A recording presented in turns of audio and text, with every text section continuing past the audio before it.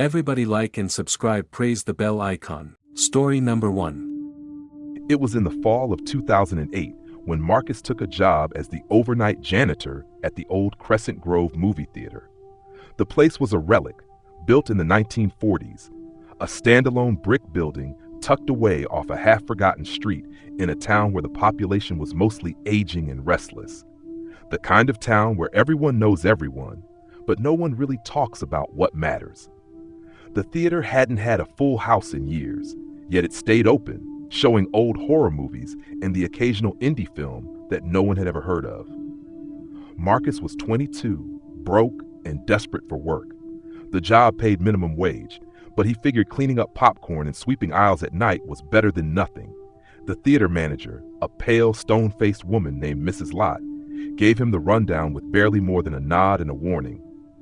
"Don't go into projection room 3 after midnight. It's not safe." He thought she was messing with him, some old theater legend passed down to scare newbies. He laughed it off, even cracked a joke, but she didn't smile. She just handed him the keys and walked away. The first few nights were uneventful. Marcus listened to music while he worked, occasionally chuckling at the weird old horror posters that lined the hallways. But by the 4th night, he started noticing odd things. A soda cup rolling across the floor when no doors were open. A distant laugh, soft and hollow, coming from the empty auditorium. And always, the temperature would drop when he passed near projection room 3. On the 7th night, curiosity got the best of him. It was 12:17 a.m. He stood outside projection room 3, staring at the old wooden door with the cracked glass window. There was no sound, no light from within. But something about the silence felt wrong. He unlocked the door slowly and stepped inside. The room was small, cramped, filled with rusting film reels and the smell of old chemicals. Dust floated in the air like ash. In the corner, an ancient film projector sat dormant, its reel hanging loose like an unraveling thread. He took a few steps closer, scanning the walls. Then the projector turned on by itself. The whirring sound filled the room, and the reel began to spin, even though there was no film loaded. A faint, flickering light shot out of the lens and onto the wall across from it, and somehow a film began to play. Not on a screen, but on the wall itself, like it was burned into the paint. The footage was grainy, black and white, silent. It showed the theater's main auditorium, but something was wrong. The seats were full of motionless people, their heads tilted at unnatural angles, mouths wide open like they were frozen mid-scream. Their eyes were black voids. The camera panned slowly, like something was watching them from the projector booth. Marcus backed away, heart hammering in his chest, but he couldn't look away. The scene changed. Now the camera was moving through the hallways of the theater, slowly, like something was stalking. He heard his own breathing in the silence, and then the screen showed him, standing in projection room 3, watching the film. Right there, in real time. Then the film cut to black. Everything went silent. The projector stopped, and then a whisper, directly behind him, so close he could feel the breath on his neck. "You shouldn't be here." He turned around, but saw nothing. Only the empty room. The next thing he knew, he was outside the theater, lying on the pavement near the rear exit. His keys were still in his pocket. His phone was dead. And when he looked up at the building, projection room 3's window was boarded shut. From the outside, it looked like it had been sealed for decades. Marcus never went back. He called Mrs. Lott the next morning and quit without giving a reason. She didn't ask. She just said, "Smart." A year later, the Crescent Grove Theater was condemned. Reports said the building had structural issues and black mold, but those who lived in town knew better. They'd heard the stories. A fire in projection room 3 back in 1972, when a projectionist locked the doors and played one final reel before setting himself ablaze. No one ever found the film. No one ever figured out what had been on it. But sometimes, when the wind is just right, locals swear they can still hear the low hum of a projector coming from behind those boarded up windows. And if you look too long, you might catch a flickering light and the silhouette of someone watching, or being watched. Story number 2. It was late spring when Vanessa moved into the old house on Pine Street. It had been abandoned for nearly 2 decades, the kind of place that looked perfect for someone wanting to escape the noise of the city. The house itself was massive, Victorian in style, with a wide porch and ivy creeping up the sides. The realtor had assured her that the place was solid despite its age, and after a few tours, Vanessa decided to take the plunge. The price was right, and besides, she could deal with a few oddities. The first night in the house was peaceful. She set up her things, ordered takeout, and unpacked with the kind of quiet satisfaction that only a new home could bring. But that night, around 2:30 a.m., she heard it, a soft knocking sound coming from upstairs. She chalked it up to the house settling, an old building creaking in the night. But the knocking came again, louder this time, and then a faint scraping sound like nails against wood. Vanessa tried to ignore it, but sleep eluded her. She tossed and turned, and eventually she gave in to her curiosity. She grabbed a flashlight from her drawer and made her way upstairs, careful not to make a sound. The knocking was coming from the door at the end of the hallway, the one that was sealed shut with old, faded tape. The door had been locked when she moved in, but she was sure it hadn't been there when she first toured the house. With a shaky hand, she reached for the handle, but as soon as her fingers brushed it, the knocking stopped. The silence was thick, almost suffocating. She opened the door. The room was empty. No furniture, no sign of life, just a single dusty window at the far end. But then she noticed something, the walls. They were covered in strange symbols, drawn hastily, almost as if someone had painted them in a frenzy. Her heart raced as her flashlight flickered, casting odd shadows across the walls. Then the door slammed shut behind her. Vanessa spun around, her breath caught in her throat. The air felt colder now, and she could hear soft whispers like voices calling from behind the walls. Her flashlight flickered again, and in the moment of darkness, something brushed against her neck. She screamed and yanked the door open, bolting back into the hallway. But when she looked back, the door was gone.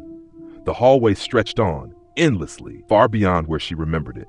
Panicked, she ran down the stairs, back into the living room, where her phone sat charging on the table. Her hands were shaking as she dialed the number for the realtor, but the line was dead. That's when she heard it again. A whisper, but now it was clear. You should have left. The house had changed. Vanessa never stayed another night. She moved out the next morning, leaving behind everything but the clothes on her back. The house, however, was still standing. The realtor tried to call her, but she never picked up. No one ever spoke of what happened to her again. Months later, someone else moved into the house on Pine Street. They never lasted a week. And then the house stood empty once more, waiting for the next person to step into its cold, endless hallways. Story number 3. Megan had always been a night owl, which is why she agreed to take the late shift at the 24-hour convenience store on the edge of town. It wasn't much, but it paid the bills. The store was located on a quiet, deserted stretch of road, a few miles away from the nearest neighborhood, and the only customers were the occasional truck driver or someone passing through on the way to somewhere else. The first few nights were uneventful, just her behind the counter, sipping coffee and listening to the soft hum of the fluorescent lights. But on the 5th night, things started to change. It was just after midnight when the first customer walked in. He was a tall man, wearing a long coat and a wide-brimmed hat that covered most of his face. Megan didn't think much of it. People looked weird at night. The man walked to the back of the store, toward the aisle where the canned goods were kept. Megan couldn't shake the feeling that something was off about him, but she continued to check her phone, passing the time. About 10 minutes later, the man appeared at the counter, holding nothing but a can of beans in his hand. His face was still hidden under the brim of his hat, and he didn't say a word as he placed the can down. $2.50, Megan said, trying to mask the unease creeping up her spine. The man didn't respond. He just stood there, staring at the counter. Megan fidgeted, glancing at the clock. It was almost 1 a.m. She repeated the price again, but he still didn't move, didn't speak. He was just there, silent. Her nerves got the best of her, and she quickly rang up the can, grabbed the change, and held it out to him. Still no reaction. Finally, with a quick, shaky breath, Megan reached forward to nudge his hand. As soon as she touched his coat sleeve, the man jerked back, his head snapping up suddenly, his face coming into view. His eyes were completely black. No whites, no irises, just endless, hollow voids. Megan recoiled, stumbling back in fear, and the man stepped forward, closer than she had ever wanted him to be. His mouth opened, but instead of words, a low, distorted growl emerged from deep within his throat. The sound was wrong, unnatural, like something that didn't belong in a human body. Megan's heart raced and she froze, unsure of what to do. Her mind screamed at her to run, but her legs wouldn't move. The man leaned in closer, his face inches from hers. His breath was icy cold, and as he whispered something in her ear, her vision blurred, her body shaking uncontrollably. "You'll never leave this place." And just like that, he was gone. Megan blinked, standing in the store, completely alone. The clock showed 1:02 a.m. No man, no can of beans. The aisles were as empty as they had been when she first arrived. She rushed to the door, but when she tried to unlock it, the key jammed. Panic set in as she yanked at the door, but it wouldn't budge. Frantically, she looked for her phone, but it wasn't where she left it. The counter was bare, the register silent. The lights buzzed and flickered, casting eerie shadows on the walls. Megan felt the room closing in on her. Then she heard it, the sound of the bell above the door ringing. The door had opened. She whipped around, but no one was there. The shelves were filled with products she didn't recognize, things that she was sure hadn't been there earlier. And then, out of the corner of her eye, she saw something that made her blood run cold. On the counter, where she'd been standing only moments before, was the same can of beans. She tried to scream.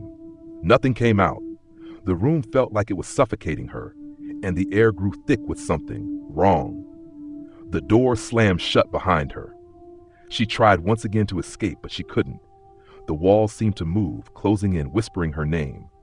And the man's voice, the one with the black, hollow eyes, echoed in her ears, louder this time.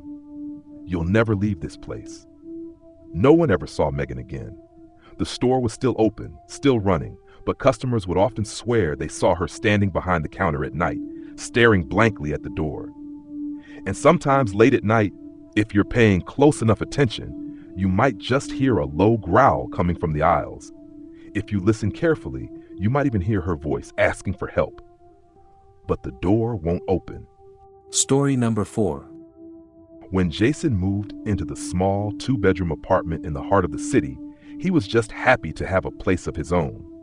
The rent was cheap, and the location was convenient for work, so he didn't think much of the building's age or the odd way it creaked and groaned at night. The landlord had been friendly enough, mentioning only briefly that the apartment had been vacant for a while due to unfortunate circumstances. But Jason didn't press. The first few days were fine. He settled in, unpacked his things, and spent most of his time at work or out with friends. It wasn't until the third night that things started to feel off. It was about 3 a.m. when he woke up to a faint tapping noise coming from the wall. At first, he thought it was just the sound of the building settling, but as the noise continued, it became rhythmic, almost like a slow, deliberate knock. Jason lay in bed, staring at the ceiling. The tapping continued, one knock every few seconds, each one growing louder and more insistent. He tried to ignore it, but something about the sound felt wrong. It wasn't the kind of tapping that came from pipes or the wind. This was purposeful. Unable to sleep, he got out of bed and stood still, listening. It came from the wall on the other side of his bedroom. The noise was just on the other side of the drywall. Jason's heart began to race. The more he listened, the more the tapping seemed to grow in intensity, as if whatever was behind the wall was getting closer. His curiosity got the better of him, and he walked over to the wall, pressing his ear against it. The knocking stopped, and for a moment everything was silent. Then came a whisper, faint at first but unmistakable. "Let me out!" Jason jumped back, his breath caught in his throat. He stood frozen for a moment, unsure of what to do. The whisper had been so clear, so close. Then came the tapping again, faster this time, like something was trying to break through. Jason's pulse quickened, his mind racing. He glanced around the apartment. Everything was as it should be. No one was there. But that sound, it was real. He tried to convince himself it was just his imagination, but the tapping wouldn't stop. It became almost frantic, as if whatever was behind the wall was desperate. Jason couldn't take it anymore.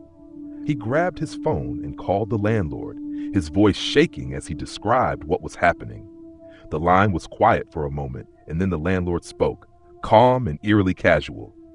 "It's happening again, huh?" she said, as though she'd been expecting this. "I told you not to press the issue, but now you've gone and done it. You should have left it alone." Jason's heart pounded in his chest. "What do you mean? What's behind the wall?" The landlord paused for a long time, and when she spoke again, her voice was almost a whisper. "It's the previous tenant. He got too curious about the noises, started knocking back.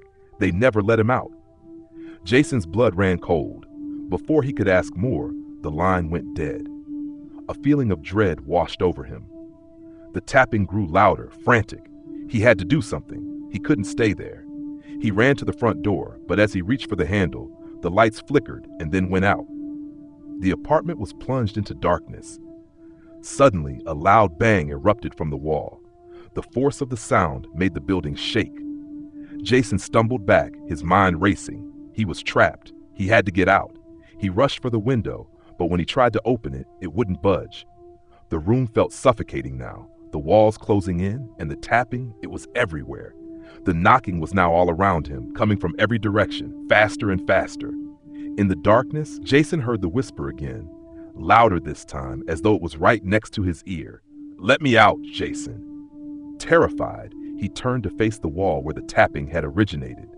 To his horror, he saw the wallpaper beginning to bulge outwards, as if something was pushing against it from the other side. The knocking was now a constant, pounding rhythm. With a scream, Jason ran for the door, throwing it open with all his strength. He bolted down the hallway, never looking back. As he reached the stairwell, he glanced up and saw something that froze him in his tracks. A dark figure stood at the top of the stairs, its features obscured by shadow. It was tall, impossibly thin, and its arms hung at odd angles, as if they were too long, too bent. Jason's blood ran cold when he realized that the figure wasn't moving. It was just standing there, waiting. The figure's mouth opened, but instead of speaking, a deep, guttural growl emerged. The growl reverberated through the walls, vibrating the entire building. Jason's legs gave way, and he collapsed in the hallway, unable to breathe, the sound of the growl growing louder and louder until the world around him went black. When the police arrived the next morning, they found the apartment empty, but the walls were covered in scratches, long, deep gouges, as if something had been trying to claw its way out.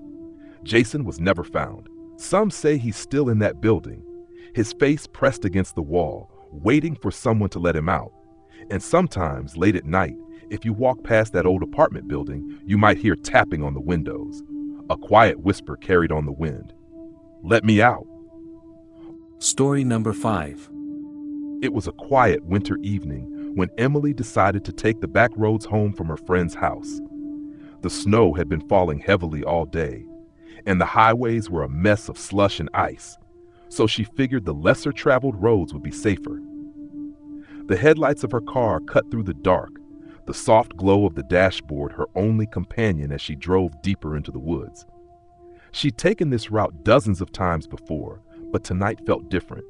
The road seemed narrower than usual, and the trees on either side stood like silent, looming sentinels. The only sound was the hum of the engine and the occasional crack of branches under the weight of the snow. About halfway through the drive, her car suddenly sputtered. The engine hesitated and then cut out completely. She tried to restart it, but it wouldn't budge. Her heart skipped a beat. There was no signal here, no houses for miles, and she was surrounded by nothing but dense forest. Her fingers trembled as she turned the key again. Nothing. After several attempts, Emily gave up and stepped out of the car. The cold hit her like a slap, and she pulled her coat tighter around her. The wind howled through the trees, and in the distance she thought she heard something moving. Branches snapping, perhaps. A rustle in the snow. She peered into the dark forest but saw nothing. Her first instinct was to start walking, hoping she'd find some sign of civilization, but she didn't want to wander too far from her car in case it started working again. She checked the car one last time, and as she reached for her phone to call for help, something caught her eye in the rearview mirror. At first, it was a shadow, a figure standing in the distance at the edge of the woods. She squinted, trying to make sense of it. It looked like someone was watching her, standing perfectly still among the trees. But there was something wrong. The figure didn't move. It didn't shift or sway in the wind like a person would. It was as if it were frozen in place, waiting. A chill ran down Emily's spine. She turned away from the mirror, but when she looked back, the figure was gone. Shaken, she pulled her phone out again, but the screen remained blank. No signal. The only sound now was the wind whistling through the trees, the eerie silence punctuated by a distant thud, like something heavy hitting the ground. It was then she heard the footsteps. At first they were faint, like someone walking through the snow in the distance. But they grew closer, crunching steadily against the frozen ground. Emily turned around slowly, expecting to see another person, a passing traveler perhaps, or someone who had stopped to help. But there was no one there. The footsteps stopped just a few feet behind her. Her breath caught in her throat, and she turned quickly, expecting to see someone standing behind her. But there was nothing. Just the empty, snow-covered road. Confused and terrified, Emily stepped back toward her car. She glanced around again, the footsteps now gone, but that same eerie sensation of being watched lingered in the air. As she neared the car, she looked down the road toward the edge of the forest. The figure was there again, standing just beyond the tree line, barely visible, but unmistakable. Her heart raced. She could see it more clearly now, a tall, slender shape, its face hidden in shadow. The wind howled louder, but the figure stood perfectly still. Emily felt her pulse pounding in her ears. There was something unnatural about it. It didn't look like a person at all. It was just wrong. Without thinking, she threw open the door to her car and climbed in, locking the doors behind her. She started the engine, praying it would work, and this time, it did. The car sputtered to life, but the sound of the engine seemed muffled, as if the wind was swallowing it whole. She threw the car in reverse and floored it, speeding down the narrow road without looking back. But the road seemed to stretch on longer than usual, winding through the trees, the forest pressing in on her like it was closing in. She glanced at the rearview mirror, and for a split second she saw the figure again. This time, it was standing right behind her car, moving with unnatural speed, closing the distance in a single, impossible stride. Her hands gripped the wheel tightly as she floored the gas, the trees blurring around her. The car was skidding on the icy road, but she didn't care. She had to get away. She could hear something scraping against the roof, like fingers dragging across metal. Finally, she saw a faint light in the distance, a sign of life, a house. She sped toward it, not caring if she was going too fast. She reached the driveway and slammed on the brakes, her tires screeching to a stop in the snow.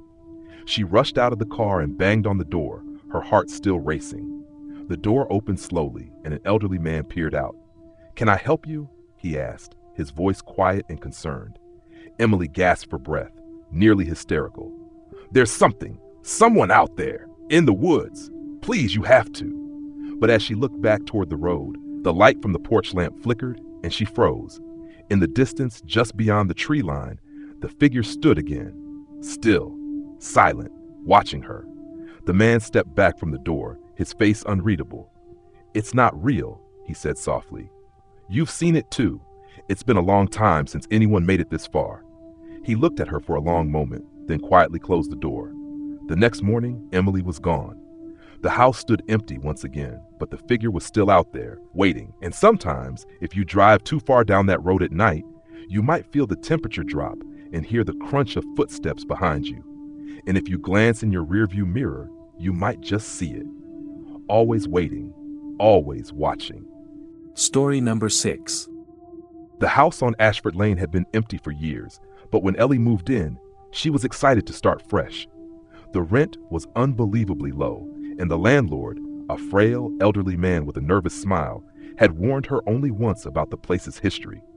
"Strange things happen here, dear," he said, his hands shaking slightly as he handed her the keys. "But it's just old wood and creaky floors, nothing more." She didn't believe him. After all, it was just a house, right? Old houses had quirks, and this one was no different. The neighborhood was quiet, with overgrown lawns and peeling paint on the fences. It was the perfect place to escape the noise of the city and start over after a messy breakup. Ellie needed peace. Her first few nights were uneventful, but around the fourth night, she started hearing the scratching. It began just after midnight, a soft, almost imperceptible sound from above. She figured it was just an animal, rats maybe, or the house settling. But then it happened again the next night, and the night after that. The scratching wasn't random. It followed a pattern. 3 sharp raps, then silence, then 3 more. Like something or someone was trying to communicate. Ellie tried to ignore it, but it gnawed at her, especially when she was trying to sleep. On the 6th night, she decided to investigate. She stood in the middle of the living room, listening intently. The scratching began again, just above her. She could hear it clearly now, the sound of something scratching at the wood, at the ceiling perhaps. Slowly, she crept upstairs to the attic door, her heart pounding in her chest.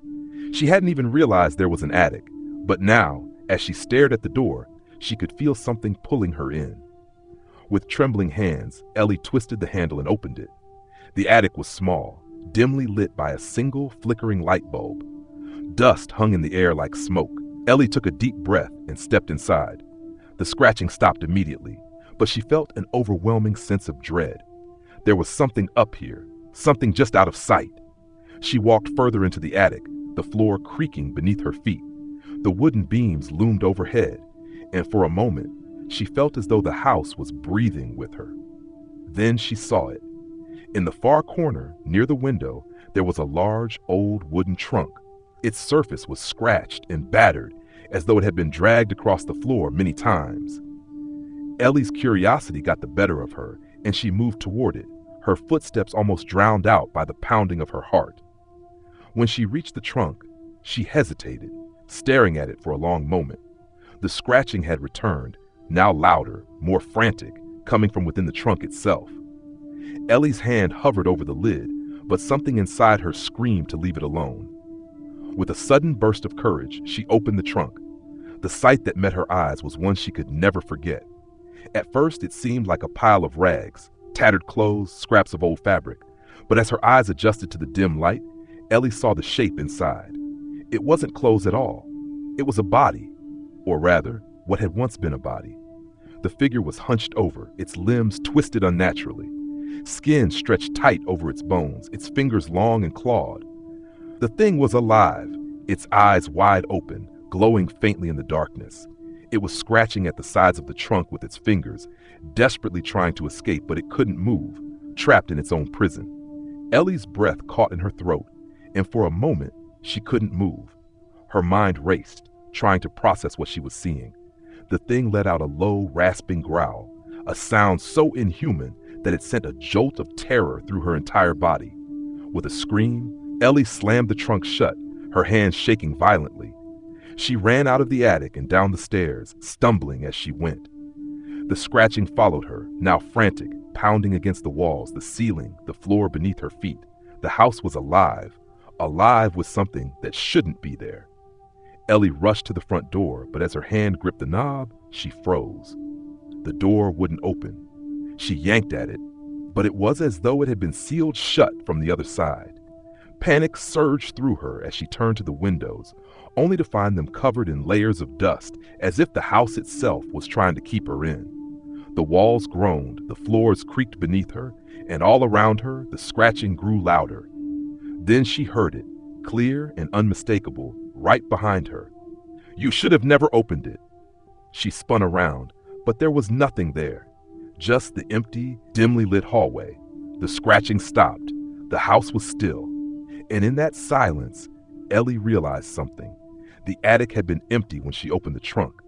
But now, as she stared at the hallway in terror, she felt a presence. Something was there, watching her, and it was waiting for her to make the next move. Ellie was found a week later, wandering the streets, eyes wide, hands shaking. She could never remember what happened after she opened the trunk.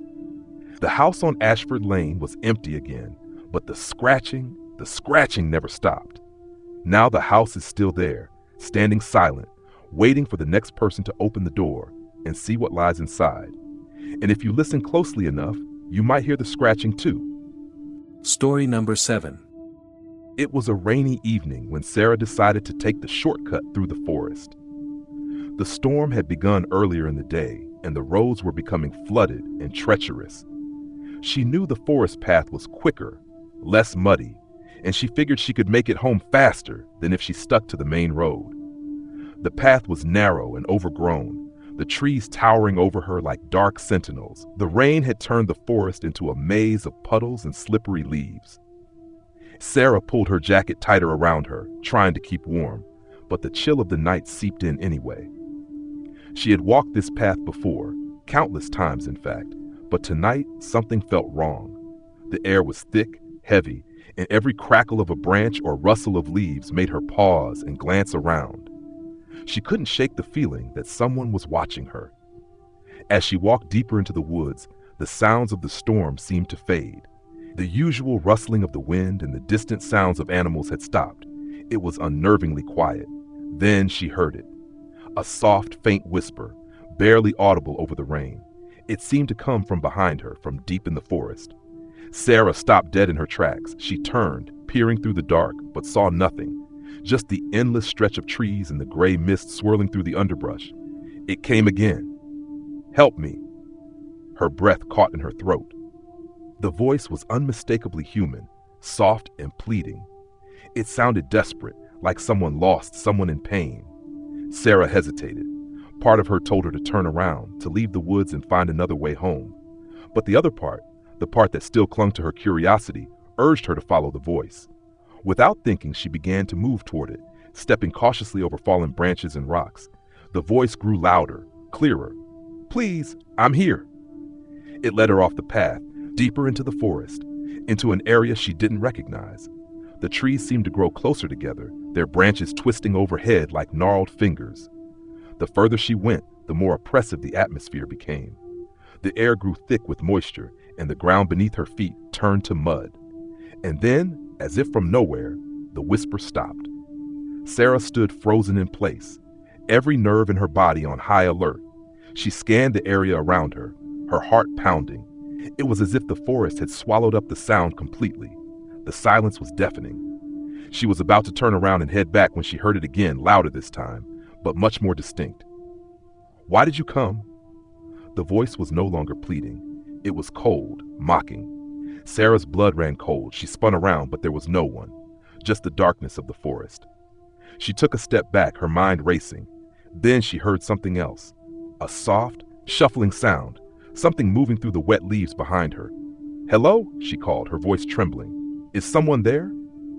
The shuffling stopped, and for a moment all she could hear was the rain and her own ragged breath. And then, crack! The sound came from above. Sarah looked up just in time to see a figure descending from the trees. It was a man, or at least it had been a man. His body was twisted, his limbs unnaturally long and bent at odd angles. His face was pale, but his eyes were wide and empty, hollow voids where his pupils should have been. The rain poured over his head, but it didn't seem to touch him, as if he were made of something else, something not entirely human. Sarah opened her mouth to scream, but no sound came out. The figure didn't move, but she could feel its gaze boring into her. It was as though it was waiting for her to make the next move. Then it spoke again, its voice like gravel being ground underfoot. "You shouldn't have come. Now, you'll be here with us." The words sent a cold shiver down her spine, and without thinking, Sarah turned and ran. The rain seemed to fall harder now, blurring her vision, making the forest path more slippery with each step. Her breath was ragged, her legs burning, but she didn't stop. As she neared the edge of the forest, the sound of footsteps followed her, slow and deliberate, growing louder with every breath. Sarah dared not look back. She just ran. When she finally reached the end of the woods, she burst into the clearing, gasping for air, her heart racing. She didn't stop to look behind her. She just kept running, straight through the wet field and toward the road. The rain still lashed against her skin, but the oppressive silence of the forest seemed to lift. The sound of distant thunder, now more comforting than terrifying. As Sarah reached the main road, she looked back, just for a moment. The forest stood silent and still, the trees swaying gently in the wind. But something caught her eye. Standing just inside the tree line, half hidden in the shadows, she saw a figure. It was the man, or what was left of him, his pale eyes locked on hers. And in that moment, she understood. The forest didn't let people go. Once you walked into it, once you heard the voice, you were marked. You were never truly alone. It was only a matter of time before it would come for you again. Sarah never returned home that night. The next morning, when they found her, she was standing at the edge of the forest, staring into the woods with a vacant, hollow gaze. Her lips were moving, but no sound came out. The only thing she could whisper was, "I shouldn't have come!"